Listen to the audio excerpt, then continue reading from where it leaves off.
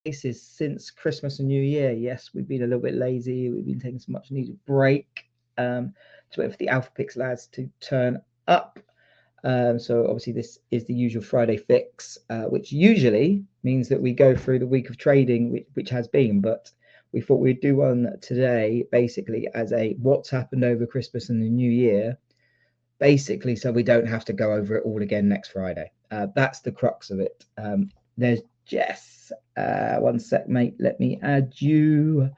Invite co-host. One sec, my dear friend. The cartel didn't get him. We're all very happy to hear that.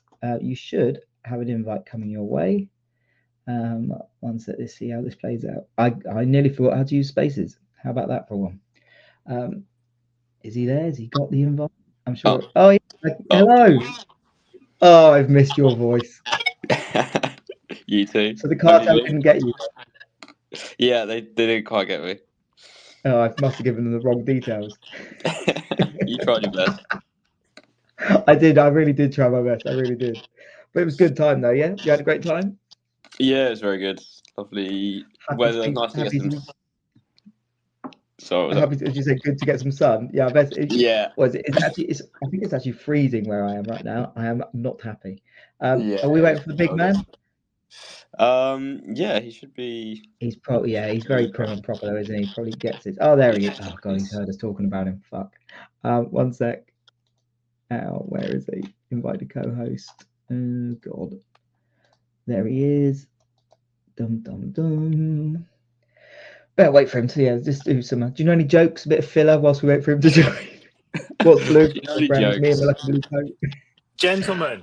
Hello. Oh, here we are. Oh, I've missed you both. I know it's been.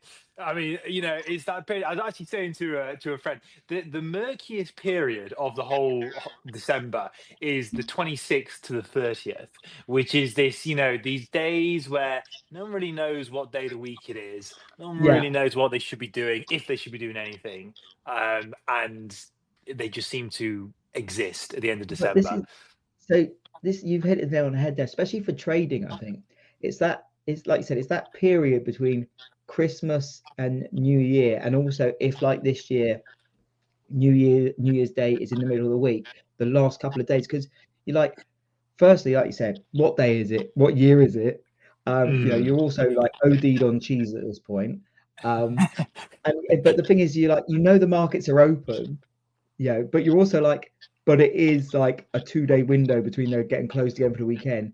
I know the real money's not going to be involved in them. I know maybe I shouldn't be trading, but should I be trading because I'm a trader? Do you know what I mean? As a trader, it's in a very difficult situation. My rule of thumb was always don't trade the couple of days before Christmas. Don't trade until the first full week after New Year.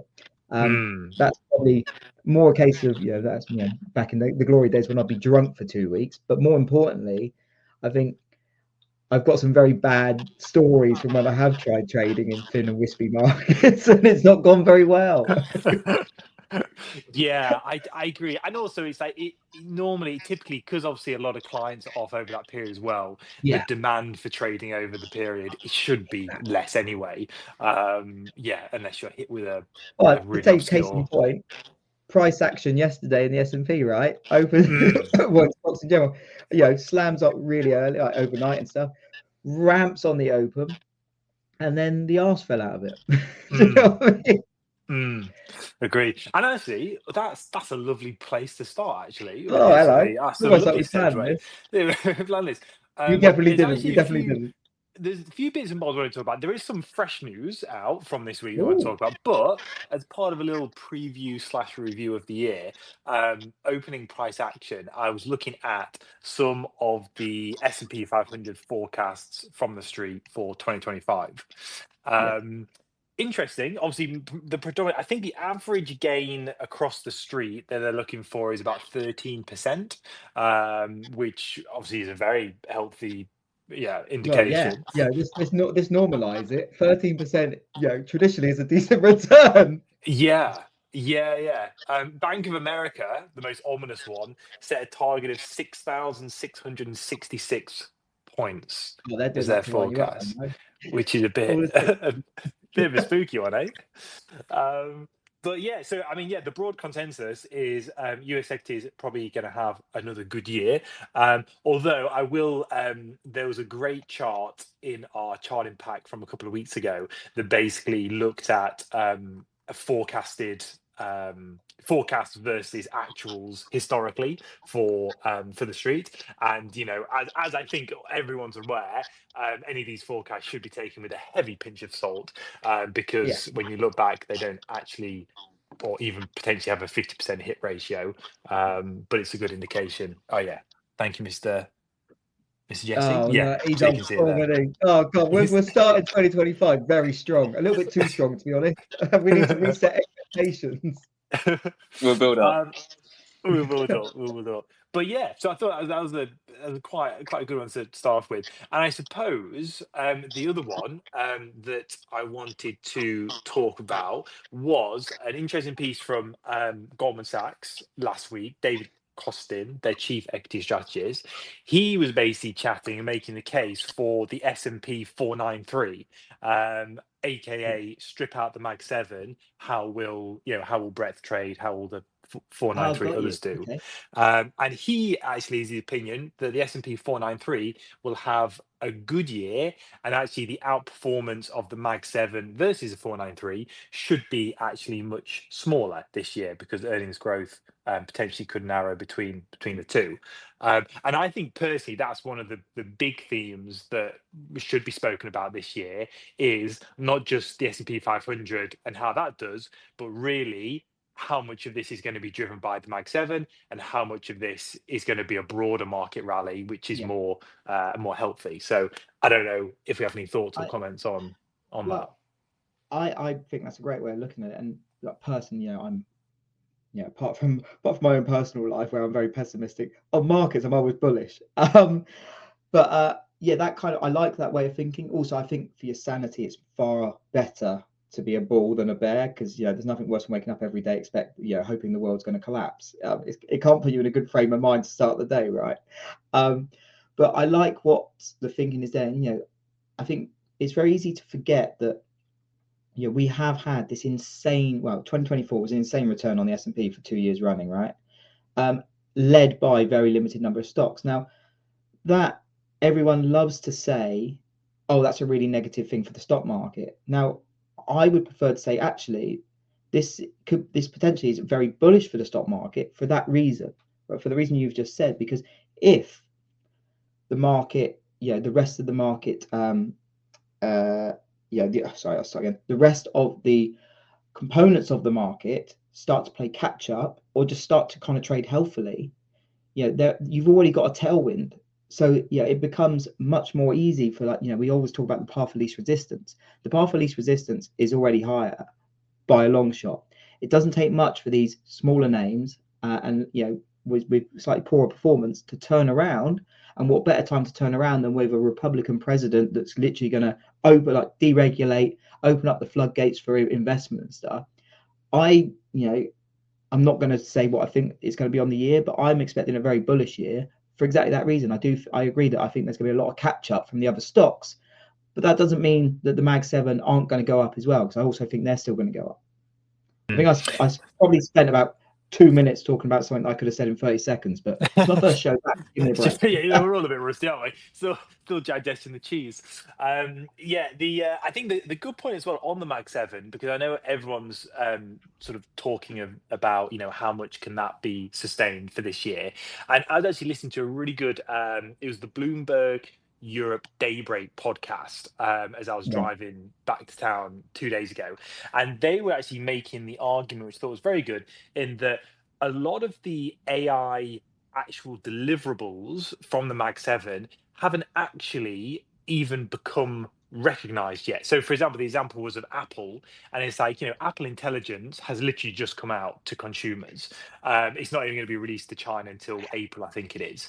So the actual benefit to Apple of AI at a consumer level is only going to be recognized in 2025, or even financially into 2026. So the fact that Apple stock is doing very well at the moment actually intrinsically has lots of legs to head higher if AI in the consumer's hands actually takes off, and we'll only realize that in 2025 or even further on. Yeah. Which I think was a very good point.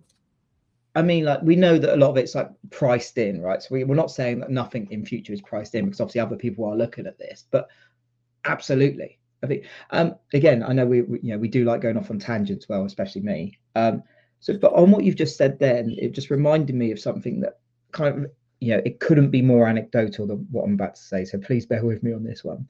But you bought a new iPhone. Oh, mate, I wish. That's the story. Yeah. Well, no, but the last one I bought was a little bit too big for me, so it takes me I have to use 2 hands every time I want to talk. Yeah. Right, Cam. I can hear Cam laughing from here. Anyway, what was I going to say? So the weight loss drugs like Ozempic or whatever they're called. Now, obviously, we had a big use. One of the stories of 2024 was the rise of these weight loss drugs, right? And they went gangbusters. The uptake's been phenomenal. But anecdotally, a load of people I've spoken to, like a significant number of people I've spoken to, said before Christmas, up into like the last, like say Q3 basically, sorry, Q4, that, I'm planning to get onto it after New Year. I'm going to just I'm going to eat, drink, be merry over Christmas. And then, do you know what? Fuck it. I'm going to get onto these weight loss drugs. And I'm not just hearing that from people down the booze or whatever. I'm talking about family members, like my mother, all these, my sisters. And it seems like exactly what you're saying there. We've already gone a long way on these, but I do think that 2025 will be a year where we really start seeing companies that are producing these kind of weight loss drugs really start going gangbusters. And interestingly, and this picks up on something that I believe John Ferro mentioned a little while ago. He said anecdotally, again, I bet we see a hit to shopping spend, as in food shop spend, because that's part of what they do, right? They suppress your appetite. Now, I think it was Joe Weisenthal from Bloomberg that put out a note, or repeated a note that basically said the evidence that they're already seeing is that the shopping basket price of people with one family member on these drugs reduced the annual shop, the weekly food shop. The cost the cost drops by 6%, and I believe it was in a high income group. It dropped by like 9%, and that's with just one family member. So yes, I believe that these weight loss drugs, again, nothing is trading advice on that stuff. I think that has another leg higher, but I think there also will be the story of 2005, or one of the stories for 2025, will be much less spent on groceries, which obviously, will impact the retail sales number, will impact the stock price of, your Costco's perhaps and stuff like that. I think there's a lot going on in that area, which kind of piques my interest. Yeah. I don't know what you think on that, or am I just Yeah. No, I like it. I think the interesting will be, I suppose, is what's the sustained take up of these weight loss drugs? Is it like a, going to the gym in January type thing, whereby everyone gets on it for a month and then falls back into old habits? Or is this something that people are going to be staying on? I don't actually know enough information to know what the average tenor of someone on these weight loss drugs is. But yeah, I think that would be very interesting to see if it's enough of a time period to either distort data prints, as you mentioned, or to provide a meaningful change to company financials in the sector. Yeah, no, that's very fair. Yeah, Jay, you asleep, or are you still with us? I'm sorry. Yeah, I do like that thesis, Ryan, for the year, and I do think, like you were saying, you're hearing more and more people talking about it. So even though we've had like a big year on adoption, we're really not at like peak, like mass adoption for it. So it could be definitely a continued theme for this year. And I do like the way you were trying to trade it, like when you're talking there, like long the drug, short the consumer spending. It's very like. Well, yeah. Look, how you put that together, I don't know. We'll give that to Phil to sort out. Welcome to the derivatives library. Yeah, it's easy to get in, hard to get out. Look, spread it up for me. I'll pay the offer. Yeah. Hefty initial margin requirements.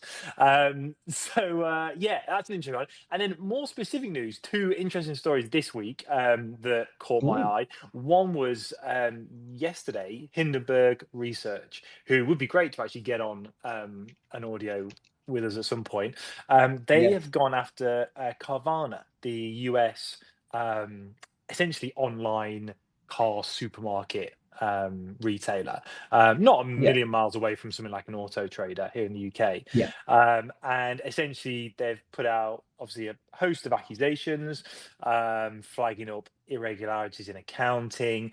Quite an interesting one. It's a father-son relationship, and it's one of the things was that the son would sell cars that weren't selling to his father's entity, and then it avoided Oh them God. taking a markdown on the valuation on the business, and like when they underwrote car loans, slightly shady things of accepting everyone, all that type of jazz.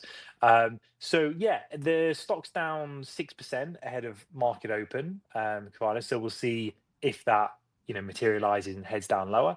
But yeah, I mean, Hindenburg have obviously a clear reputation of going after people, and let's say 8 times out of 10 actually make it stick.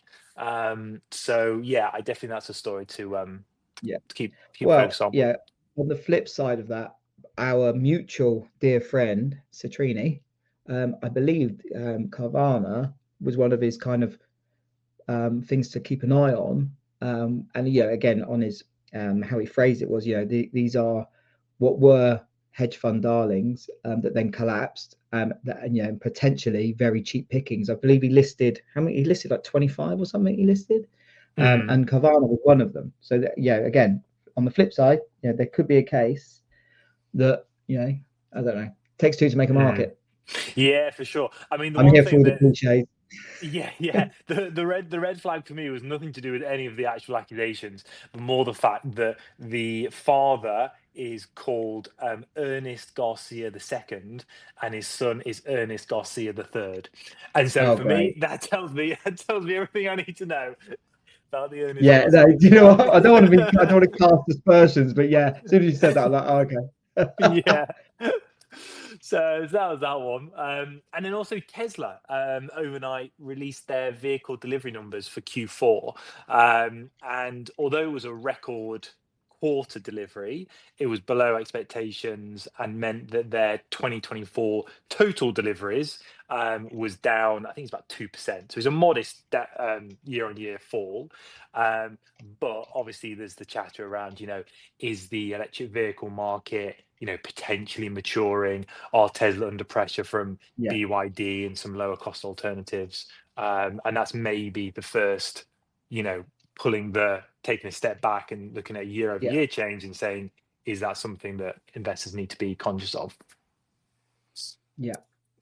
And actually, whilst we're on that topic, it's the first stat of the year. Oh God, I'm not ready. Hang on, I'm not ready. Game face. And Jesse doesn't know this one either. So, global sales of electric vehicles in 2024. China, what percentage of global EV sales did China make up last year? As in where the purchases were, or who? As in where they were produced. Purchased. Okay. Oh, fuck. This is an interesting one. So, of all the EVs, how much? Sorry, say that again. How basically of the global sales of electric vehicles, how many were purchased from China? Sorry, not from. Yeah, how many were bought by Chinese consumers? 60%.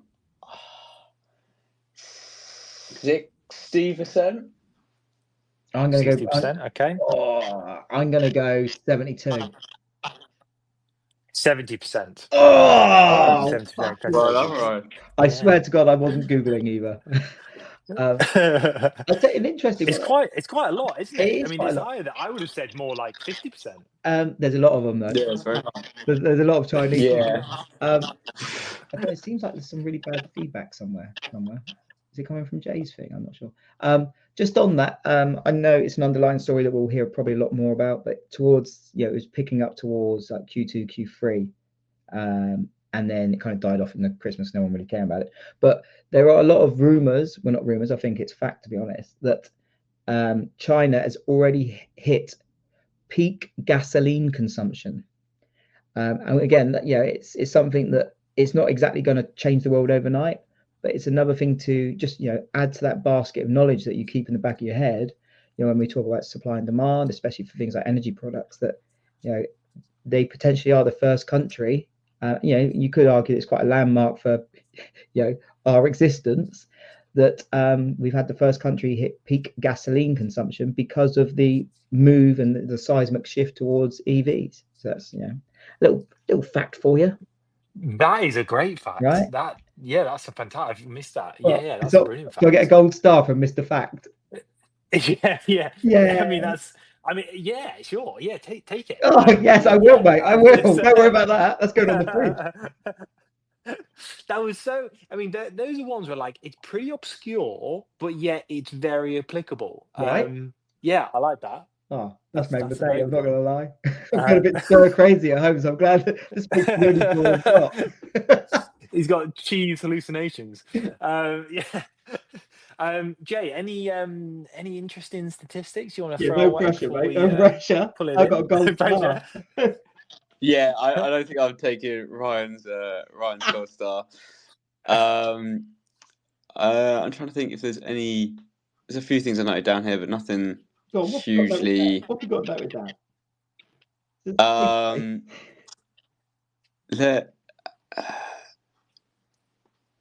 He's under pressure now. I'm under pressure. And I think I've got He's going to be like, brain at the moment. The S&P rose by 23% last year. I'm going to skip on the facts this week. Oh, mate. Take my reputation. That's fine. Lovely. Well, I think from me that was certainly all. Bit of fresh news off the press. Bit of that 2025 preview. And the only other last thing I would say is that there's a lot that we're cooking up in the kitchen. For Q1. So there's going to be some really interesting things behind the scenes that will be coming out. Keep an eye on it. Yeah, exactly that. Exactly what Phil said. Exactly that. Also, just to big up. So obviously the guys, AlphaPicks guys, put out some phenomenal content on their Substack. So definitely check them out, give them a follow, etc. And also, I think we finished testing it yesterday on the PiQ platform. We've added another 400 odd content feeds. A lot of them are like all the Substacks that people love. So you can actually add those to your PiQ platform and get notified straight away. Regardless for getting emails and stuff, it's right in front of you on your platform. So the fact that you can actually access people like AlphaPicks, Doomberg, Citrini, Conks, you can access all of their Substacks now directly from the PiQ platform. Again, it's a work in progress. We are still ironing out the bugs. We are a little tiny startup, so don't expect it to be perfection. But again, it's always pleasing to see when Twitter goes down, because I'm thinking they've got billions to spend and we've got couple of pennies to spend. So, but it's going to be an exciting year, I think, not just for AlphaPicks, not just for PiQ, but for us as a team. I think it's going to be a really good 2025, and hopefully for everyone listening, a very profitable 2025. And if we can go in any way to help it make you more profitable, or add a bit of value, or even just put a smile on your face, that's all we're here for. I think that's about it, really. Anything to add on? That was nice. It went quite nice, quite nice and emotional at the end, didn't it? Yeah. If we can do, if we can make you more profitable, or just put a smile on your face, that's either or. I feel like I need to say something really crude to kind of rebalance it out and get back in my own vibe. No, we've done well. There's been no profanities, no nothing on. So it's a fact. We are a family friendly show. Well, exactly that. Well, do you know what? I'm not going to ruin it. So I think, Jay, unless you've got anything to add. You still coming up with? No, I'll leave it on a hot and one. I don't know if Jay's hungover or if he's just jet lagged from Mexico, or if he had one big tequila session before he left. Think of it, everything. I was going to say, but he's probably a shell of a man just sitting at home in his pants. But with Jay, we promise listeners, Jay will be much more active next week. But guys, thank you so much for the first show back. And now we can crack on from next week. And here's to an amazing 2025. See you later. Wonderful. Awesome. Thanks, guys. See you guys. Have a good one. See you. Bye. Bye. Bye.